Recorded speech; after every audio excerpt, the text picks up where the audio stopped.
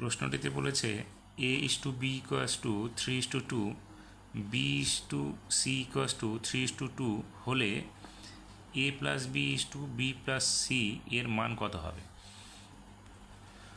আমরা কি করব, এখানে যে দুটো দেওয়া আছে এখান থেকে আমরা A is to B is to C এর মান বের করব।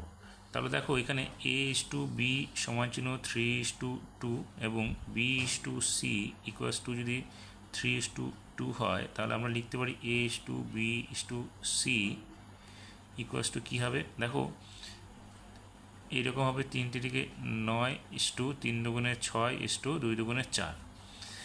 এখন আমরা এখান থেকে ধরে নিচ্ছি যে ধরি a equals to 9x, b equals to 6x এবং c ইকুয়াস টু 4x। তাহলে আমাদের কী চেয়েছে, a plus B is to B plus C. তাহলে আমরা লিখতে পারি a plus B is to B plus C. তাহলে কত হবে, এ এর মান কত 9x, তাহলে 9x প্লাস বি এর মান 6x, তাহলে এখানে আমরা লিখব 6x is to B plus C. তাহলে বি এর মান হচ্ছে 6x প্লাস সি এর মান হচ্ছে 4x। এখন 9 আর 6 কত হবে, 15x হবে ইস টু এখানে 6x প্লাস 4x অর্থাৎ 10x হবে।